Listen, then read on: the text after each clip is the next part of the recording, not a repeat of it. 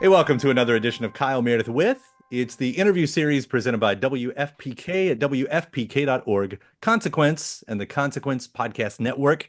Thanks as always for making your way here, for checking out the episode. You know what to do if you like what you see, what you hear.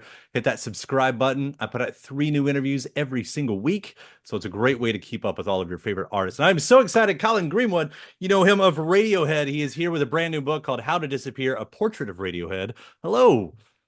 How are you? I'm great. It is a pleasure to have you on here. It's a pleasure to have you on here, especially talking about this beautiful new book that you've got. It's a mostly the photography that you've been taking Yes, of the band for the past yes, what 15 years or so. yes. The photographs are around from 2003, from when we were like working on, I think, an album called Hail to the Thief, and writing it and recording it, writing and arranging it, and then it goes all the way to a record called A Moon-Shaped Pool. I think, yeah, that's right, in France, and then the shows we did at 2018. And then interleaved with it, there's 3 sections of writing about 10,000 words, which sort of talk about that period. But it's cool because it was like I've been touring a lot with Nick Cave last year.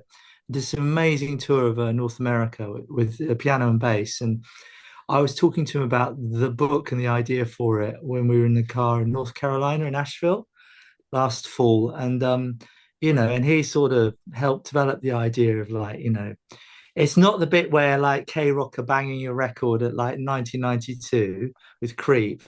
And it's not the bit where like you're like, I don't know, you're on the skids or something, Mhm. and or you're like super huge. You're sort of in that middle bit, you're not massive like you were, you're not washed up, you're just getting on with business.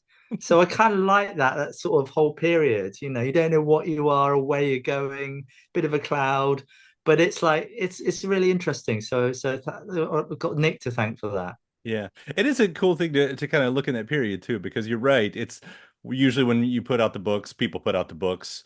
Yeah, That's what it would be. It would be a bit more of those, I don't know, sensational yeah, moments. But I was yeah, even thinking about how these type of books, like what they've meant to me as a yeah, fan to get that right, peak. Like even yeah, like Johnny Marr just released his book of guitars, yeah, and he tells his basic, career story through the guitars that he's owned, and and the band biographies and all that. Like it's just so important to get that. I don't know if it's important, but it means so much to get that sort of peak into your favorite bands, yeah, you know? And that's for a band like Radiohead. I mean, there's such a mystery yeah, around you all, whether you've meant to or not. And that's always been a yeah. really interesting thing, like this aura that just exists with you all. I mean, do you find that a book like this, does it dispel any of that? Do you want it to? What, the bit that we all like stay at home and drink a lot of tea and then go out and I think it kind of like confirms the myth and the mystery and the I know that we're all like cross-dressing Satanists, and well, I did have those photographs, but I Those thought exist too. no one would want to see those. That's like sort of, sort of with like pentangles and all that stuff. I don't know, it's a bit I think old. you've got a moneymaker on your hand there. So that's the second volume. See how this one does. Right. Yeah, and it's just like, no, but it's like, I don't know. I mean, well, the guys in my band, but I suppose the point that you're right about is that they hate having their picture taken. Generally, they're a bit no one's, we're not in it for having our picture taken. And and I remember thinking there was a bit of resistance and pushback when I was doing it. Apart from my brother, who is a shameless, hussy when it comes to any kind of camera or lens. That shirt, shameless hussy. That's what you. Yeah, he'll just push himself to the front and make sure that he's like the no, bless him. He I think he just humors his silly older brother basically. But then looking back at the book, it's like I can see that the guys like were really supportive about me doing it because they know it mattered to me. And I like photography. And I suppose when you're talking about influences and what it can show about the band, for me, as much as it shows about what I like about photography. And in the same way with Radiohead records, where I try and play something that sounds like, say, a Dilla track, and put it into a Radiohead track. With the photographs, I see some of my favorite photographers and try and sort of do crappy versions of their pictures. Yeah. Well, you talk about it in the book too, how Tim Barber's Tiny Vices Oh yeah, website back in the yeah. the odds kind of like that's them because why did you get into photography and what was it about that website that sort of helped? Well, that website was around, I guess, early 2000s. And the idea of the website, to tell people about it, because sadly it's not online anymore. It was called Tiny Vices. And I think it was sort of connected to Vice magazine, I'm not sure. And the idea was you could send in your snaps. They were just snaps, the idea would be. 35 millimeter, and then he would make an edit or curate them or choose them. And people would send in photographs from like all over the world, Russia, Europe, loads of places. And there's lots of great photographers who, had their work there. I don't know if they started from that, but can't remember any of their names right now, like Dash Snow, Ryan McGinley, off the top of my head. And then people started making projects which were about that snap aesthetic, that idea of like you're going away on a trip, like holiday pictures. I think Ryan McGinley, what he would do is he'd take a bunch of friends or models and he'd go off into the woods, go to the rivers and do that snap aesthetic. But he'd set it up. It would have been sort of a set, and that sense of sort of freedom and I loved it. And it sort of coincided with the internet. It was kind of before a whole bunch of like social media. I guess it was before, it felt like it was before all that crap, Mhm. and I just found it really liberating to see that. And the other part of the question to answer is one of my oldest, dearest friends who used to play in Radiohead, but when we were kids at school, she's an amazing curator and writer about photography. She's called Charlotte Cotton, and she worked at the very famous museum of Victoria and Albert Museum in London, photography department, and she used to teach me. And she played saxophone when we were all kids at school with her twin sister and another friend when we were an eight-piece sort of school band. So Charlotte, bless her, who she lives and works in LA, and she's an amazing writer and curator of photography and modern fine art. She sort of mentored me. So the book is also a story of a bunch of brilliant people who are my friends who have helped steer me and guide me to put this thing together. I showed her the contact sheets, negatives, about 5 years ago, and I said, Charlotte, tell me it's not going to be crap, or it is going to be. And she said, and she had a look at them, bless her, and she said, Colin, it won't be crap. You need that. You So need that. That's yeah, approval. could Yeah. she tell me? Anyway, so I that's the sort of genesis. yeah, I do like that, there are these moments in there, like when you're talking about the Tiny Vices website, when you talk Yeah, about, just the idea of being in a band, like you get to be with your friends, but most of it is spent waiting around. And if you're yeah, lucky, especially in those early days, yeah, in the 90s and in the early parts of this book, yeah, that you talk about, if you're lucky, you get to walk around to these, it was the indie shops that still existed. And yeah, that's what when I'm done with this book, when I finish it and yeah, you're on a moon-shaped pool and you yeah, just sort of realized all that we have lost, when the yeah, internet now is endless content and when most of those coffee shops and cool little indie stores, yeah. they don't exist anymore. Oh yes, but yes they do, and I'll tell you where in your country, in your fabulous country, Well, that might be true. Yeah, I'm in Baton Kentucky, Rouge, so it's a little different Louisiana. here, I think, but yeah. I was with my partner on a road trip in the south this late earlier on this year, and Mhm. we stayed overnight. We stayed at the Jimmy Buffett campsite, and then we spent the evening wandering around Baton Rouge. Have you been to Baton Rouge? I have been to Baton Rouge. Yes, I have. It's like 1990s America. Yeah. There is no brand or chain shop there. It's all like secondhand clothes shops, music, bookstores. It's amazing. Yeah. See, that's it. So I'm in Louisville, Kentucky, Right. which and I'm from the country, but it seems like Yeah. around here you go even to the country and it's fast food and Oh, Walmarts. wow. And then I'm Right. in New Yeah. York and LA and all those places. So Yeah. it's like Yeah. getting out and still finding those, Americana Route 66 type of places just seems like it's gone. But I'm But I missing what's think, in my own backyard. yeah, because I think Baton Rouge is like that because it reminds me a bit of like Berlin in the 90s and maybe LA a little bit back in the when the cost of living in New Orleans is too much and it's pushing a lot of the kids out there to that part of the world. And and it's got a friendly council, I guess, and like all these sorts of light industrial buildings. I mean, it was we were wandering around in a daze thinking, this is like we've done the time warp to like 20 years earlier. It was amazing. So yeah. Yeah. Well, and even thinking about some of those shots that we were talking about, Yeah. from your book, like the Yeah. beach shot of you all on the rocks is so beautiful. Yeah. That's And in summer. Yeah, sorry. no, no, please go on. Yeah. That's when we were making a record called In Rainbows, and we were recording this sort of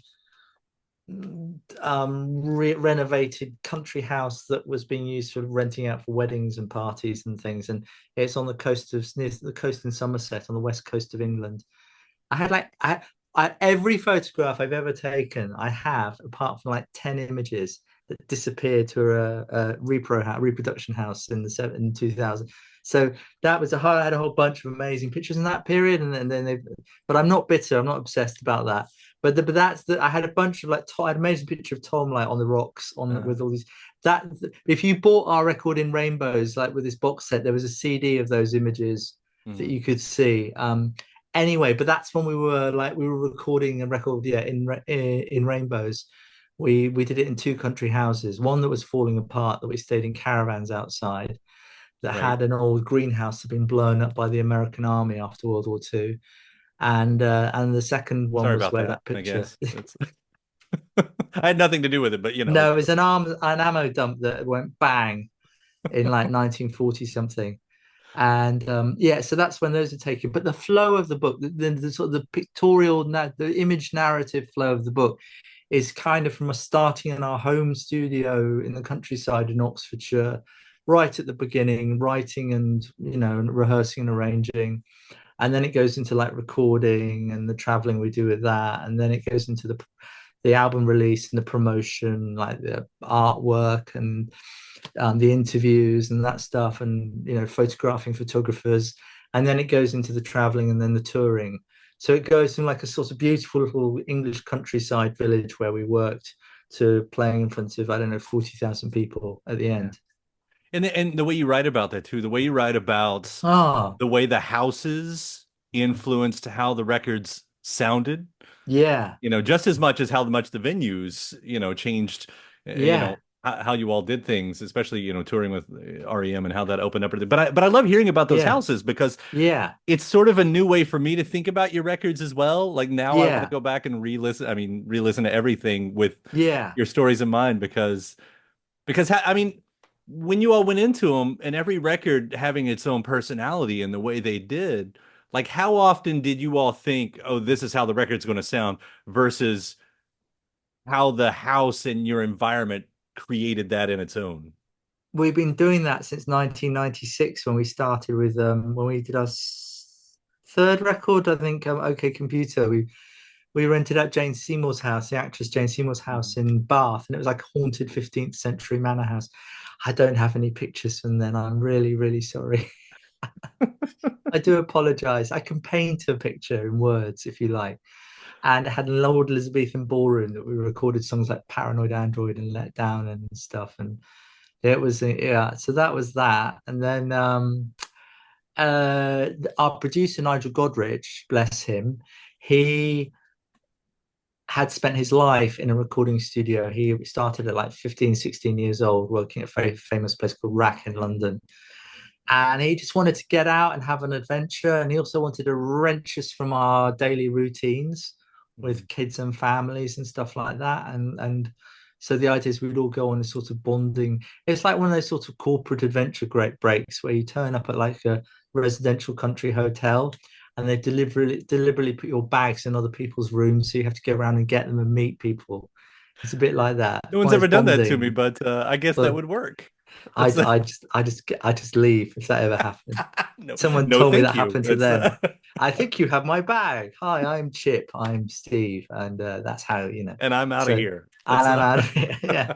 So it can be a bit like that, I suppose. It'd be like a sort of quite amusing reality show type thing, I suppose, because some of the places that we rented out and we put the gear in, and of course Nigel was also like enchanted by the whole Led Zeppelin thing when they would make those records.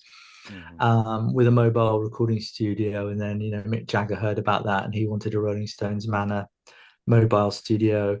And the idea that you can get control away from like the record companies and stuff, and make the records, all that stuff. So that was all what informed all of that.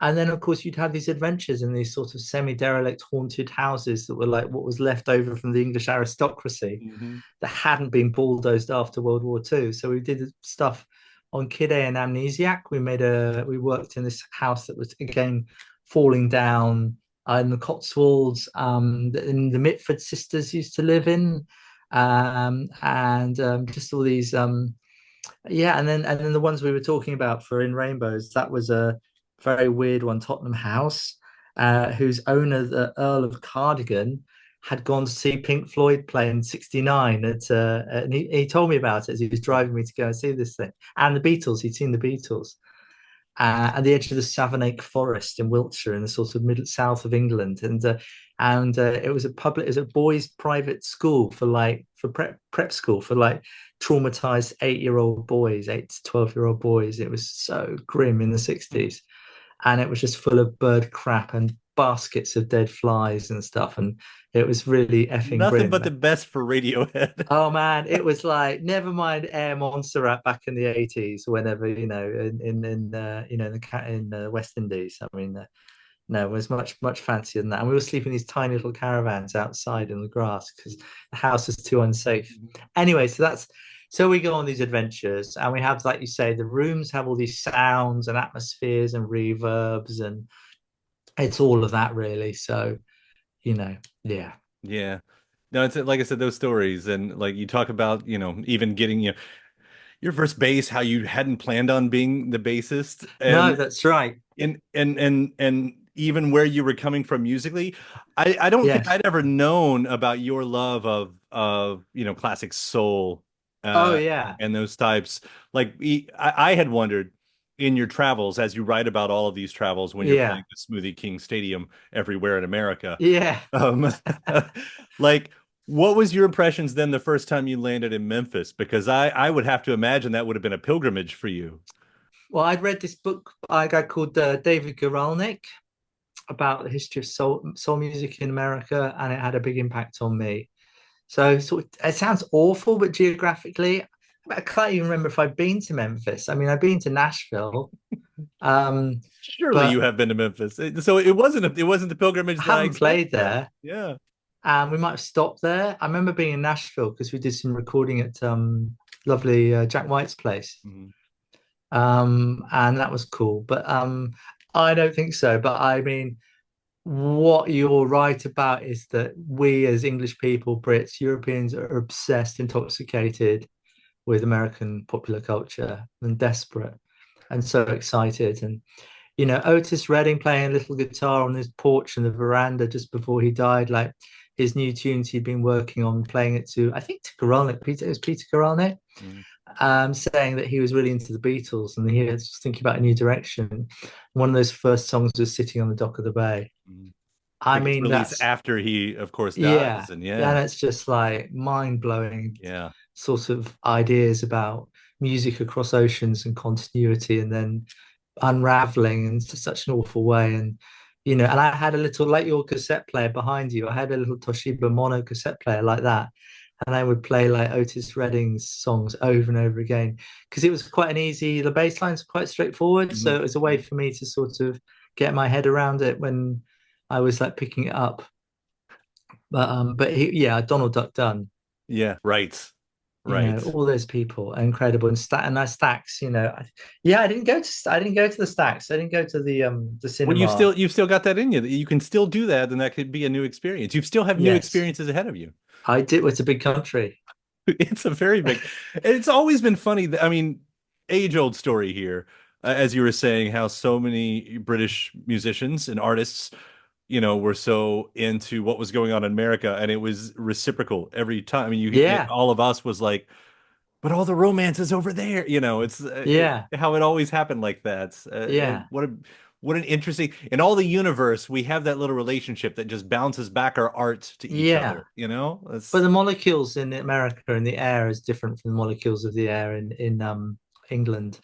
remember when we first came over, and I mean, I sort of like obviously I knew you two, hearing you two for the first time driving down a big freeway with the sun setting and across Arizona. It's like, oh, this is not like a rainy night in Birmingham, where everything shuts at like 8 a.m. and the roads are tiny and there's lots of, oh, this is this music. Oh, I see. Oh, right, okay. Now it opens up. Now it makes sense. Oh That my was God, this is amazing. yeah. Yeah. Oh, those So stories. I yeah. said, and I keep looking over here at my nose, and it's just story after story after story. The way you tell about how Black Star, you didn't say this, and I'm Yeah. sorry, What? maybe putting words, but it sounds like No, you're no. saying like Black Star really is the moment where Radiohead becomes the version of everything afterwards, where that moment where I Am the Walrus is played to, Which song? Is that a song, Black Star? From what, the Bends? yeah, yeah, What do you yeah. mean? Oh, Yeah, I isn't love that the that one you were song. saying? Because I think you were saying that's where Nigel Oh yeah. came in, and it sort That's of, right. So yeah. John Leckie was producing the album, and there are two famous, obviously two famous. Listen, if I'm talking to you like I'm talking to Granny sucking eggs, I apologize. Okay, just get that out now. Kyle, I do apologize. So in North London, St John's Wood, there's two super famous studios. There's Rack Studios, which is like, I mean, Al Green recorded there, Finding Cannibals, New Order, everyone's worked there, Scott Walker. And then like 10 minutes around the corner is St John's Wood, is Abbey Road. So we were ping-ponging between the two when we made the Bends. Mhm. So John Leckie, who's amazing, he made the Stone Roses records and XTC, he was mixing up at Abbey Road. So whilst he was away, the mice were playing with Nigel, who was the engineer on the session, to make a B-side because we needed a B-side. Mhm. And that's what we did Black Star, but it was such a beautiful song. There's a cover of that by Mhm. Gillian Welsh and is it Jim Rawls? David Rawls, I think. Rawlins, his guitar playing is insane. There's a live YouTube thing. I'm besotted with it. It's just incredible. And it's a beautiful song that Tom wrote, about leaving home and all the stuff about being on the road and the guilt and coming home and all that stuff. Yeah. Well, it's just interesting to hear about the context of how that song happens, and then it feels like everything came after that, That's in a right. way. Well then we worked with Nigel on OK Computer and everything Yeah. after that. Yeah, it's true. Yeah. It's crazy. It's crazy those moments that you get the Yeah, opportunity to look back, I guess, because here you have it's a photography book, but it yeah, seems like this was a great moment for you to sort of look at the whole story, like yeah, how, we don't always take that time to say, oh, this is how yeah. we got here, you know. Well, I'll tell you something. My editor for the writing, he's a very old friend of mine. And he normally publishes like seriously proper writers like Jonathan Franzen and Hilary Mantel and lots of people. He said to me, Colin, he's called Nicholas. He said, Colin, listen, I didn't want to I don't know if you noticed, but all the writing you've been sending me, I changed the tenses because everything was in the past tense. And I hadn't noticed. So it sounded like everything was like, over and done and dusted. You're So gonna, he, yeah, when the fans see it that way, they're like, yeah, no. no. And of course, it's not like that. It's just like, I guess it would have sounded like I was some doddery old dude, like in a sort of wicker chair with a tartan rug over my legs, being interviewed by Ken Burns about what it was really like in the 1990s. So he fortunately, bless him, he changed the tenses so that it was more into the present. Because it's like I said, it's like a sort of it's where we were then up to most recently before COVID, and everything got held back because of COVID. That's why we're all doing these other things at the moment. Yeah. And everyone's doing great things. But that's of course that's what everybody wants to know too. I mean, it's you know Yeah, 40th next year's more or less kind of the 40th anniversary of the band. When I talked with Ed, when I talked with Phil, they're like, "Oh yeah, we can't wait to do this again." yeah. So when are you going to do this again? I don't know. Well, we're talking to each other, and we're all, and yeah, we had a sort of brief jam play together in the summer, in London, and that was really fun. Everyone really enjoyed it, and it was really nice to see everyone and check in with everybody. And And it's one of those things where, like, as a band, we've always, I mean, it's just like everyone's always been really supportive about everyone else's projects, which is kind of like cool. And, but yeah, so, hopefully we'll do some stuff sort of sooner rather than later, I think. Yeah. But if we hadn't been stopping, like, parking it for a bit, then I would never have worked with Nick Cave. And you're on the new album And with Wild. You're on the album Wild God, right? yeah, that's right. I'm playing on some of the songs, and as much as anything, because I'm really there sort of supporting them, because it was just really difficult for them to get things together. And their bass player, amazing. Martin Casey is playing on some of the songs as well. And so I'm a sidey, I'm a sideman, whatever they called in America, No, Sideman. Yeah, that's it. sideman, Yeah. which is really cool. And I've just had the time of my life. And I can't, like, Nick and Warren, and had dinner with Warren last week in London, three weeks ago. I saw Nick in New York like this weekend, had some breakfast with him, Mhm. and wandering around buying sneakers and stuff like that. Every time I seem to, like, when we started the tour, we were like wandering around Asheville in North Mhm. Carolina last autumn, and he needed to buy trousers because he likes hiking and swimming, Mhm. wild water swimming. So he can't do that in suit trousers. So he No, needs to find, Asheville's a uh, good place to do that too. One of the oh, best. beautiful. And Yeah. I got the chance to hang out with them, and I can't praise them highly enough for how they are, how brilliant they are. And and I wouldn't have, if we've been carrying on with Radiohead for the last 5 years, then that wouldn't have happened. So I'm really grateful for that. And this book wouldn't have happened too, Yeah. probably. Well, that's the thing. You've got to, I mean, any band who gets the luxury of longevity, the luxury of Yeah, a career. I mean yeah. that they have to do this. I've talked to plenty of them lately. I mean, Pearl Oh Jam went through yeah, that where they released one album in the last decade, until yeah, recently. It's just yeah, that's what you go through. yeah, The expectations that you'll be able to stay on the 2 to 3 year cycle, yeah, they can't do that. But of course it does get yeah, to the point and it's like, okay, guys, we got to wrap this up. yeah. I know. I know. I read someone said that Radiohead had released something, everything except music or something, Yeah. from 2018. And so I hope that we'll all get it together. We'll get together and we'll get it together. And but it seems all, really positive. And so yeah. Yeah. Well, I can't complain too much. Again, all the projects, all the side projects, solo albums have Yeah. just been incredible. I mean, Yeah. every single one of them. And I shouldn't Yeah. be Some surprised good in that. I'm stuff. not, but they're Yeah. and I know you played on Eds. Did you play on the Fills or the No, Smile? I didn't. No, I got to see his show in London last year, with Adrian Utley from Portishead was playing, and it was so great to see them all. And amazing string quartet, and drummer's called Chris, and it was great. It was at the church hospital, the Union Chapel in Islington, Hmm. which is a beautiful place, and it was really, really cool. And yeah, and I saw the Smile on their first show, whatever, one of their Right. first shows at the magazine in London, by the river, by the Thames in London. I guess that was about a few years ago. And we were hopscotching a little bit. We were playing similar shows. We were playing the same places with Nick on Hmm. the piano and bass. And but and I saw Ed's first show that before he got COVID. Hmm. Yeah, he kind of got screwed over by all of that. That was Yeah, awful. that's a shame. The whole launch and He, everything. he's, did I read that right? There's another Ed record, right? Yes, I Yeah. think I don't know where he is on that, but he's been doing that. And so that's cool. And I think that's it. And Yeah. obviously, I don't know if you heard about my brother. He was really sick, but he's on the mend. Right.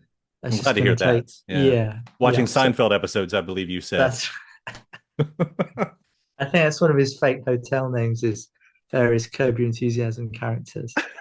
He sort of cycles through them. It's a classic for a reason, as they say. Yeah, it's That's great. It's brilliantly offensive. Curb. that's true. It's Absolutely. brilliant. Yeah. Absolutely. Congrats on this book. How to Oh, Disappear, a thanks. Portrait of Radio. Seriously, it is a beautiful, beautiful collection that you've made throughout the years, Oh, and I'm so happy that you got to do it. thank you. Well, I Yeah. wanted it to be a beautiful thing because I love like fine art photography books, and I love American photographers like Gary Winogrand and Australia, Swiss a guy. What's his name? Robert Frank, and all those amazing documentary photographers, and and it's just my sort of small attempt to do something a bit like that. So thank you and I'm glad you read it as well. That's so cool. Yeah, no, I'm not And going to pass that up. It was beautifully written yeah, in those stories. That it is. yeah. It's the Thank you. perfect book for Yeah, there's some writing. good So stories. Yeah. yeah. Well, and thank you so much for taking the time to talk about it. Thank you, Carl. I hope that was all right. That was, as you all say, it was brilliant. It's brilliant, fabulous. It And took me a while when someone said that to me for the first time years ago. It was like yes, brilliant, and I was like, "Oh, calm down now. We are." yes. It's a little Quite is a much. tricky one, isn't it? The word, like the word quite. I Quite. don't know if it's in English and American. I don't know if in American it still means that was quite the story. That's quite the story. Yeah, Yeah, you'd have to say it like, yeah, and in English, quite means that sort of a little bit. It's right, quite just a little quite, bit. but not very good. So And we stretch it out into this. Like, yeah, yeah, yeah. it's But funny. otherwise, it's all fine.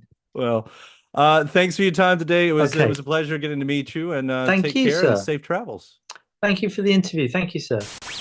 And thanks to my guest. Also, thanks to you for checking out the episode in the series. Before you get out of here, hit that subscribe button. Again, you get 3 brand new interviews every single week. New one every Monday, Wednesday, and Friday at right here on YouTube, or of course anywhere in podcast land, including iTunes, Apple Podcasts, Spotify, Podchaser, NPR, or WFPK.org as well. A great way to keep up with your favorite artists and discover new ones as well. Then after that, actually head over to WFPK.org. That's where I do a show Monday through Friday, 6 p.m. Eastern. It's an hour full of song premieres, music news, anniversary spins, bonus interviews, Monday through Friday, 6 p.m. Eastern at WFPK.org.